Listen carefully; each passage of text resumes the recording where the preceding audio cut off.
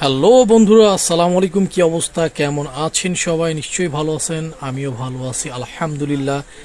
ছুটির দিনে ঘুরতে ঘুরতে চলে গেছিলাম যশোর কালেক্টরেট ভবনে। যশোরের এই কালেক্টরেট ভবন চত্বর নান্দনিক সৌন্দর্যে ভরা। কালেক্টরেট ভবনের দক্ষিণ পাশে আছে একটা বড় পুকুর। এই পুকুরে আছে প্রচুর পরিমাণে রঙিন মাছ। এই দৃশ্য দেখার জন্য প্রতিদিন সকাল বিকাল ভিড় করেন দর্শনার্থীরা। নাগরিক জীবনের কোলাহল থেকে একটু স্বস্তি পেতে কালেক্টরেট পুকুর মনোরম পরিবেশে ছুটে আসেন সব বয়সী মানুষ। পুকুরের নয়নাভিরাম দৃশ্যে বিমোহিত দর্শনার্থীরা। পুকুরের চারিপাশে কংক্রিট দিয়ে বাধাই করা এবং শান বাঁধানো দুইটা সিঁড়িঘাট আছে। পুকুরটিতে ৮,০০০-এরও অধিক পরিমাণে রঙিন মাছ অবমুক্ত করা আছে।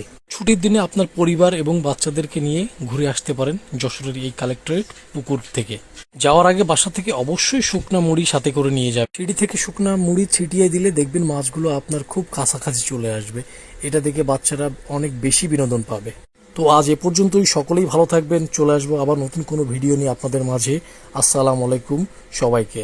ধন্যবাদ। ভালো থাকবেন।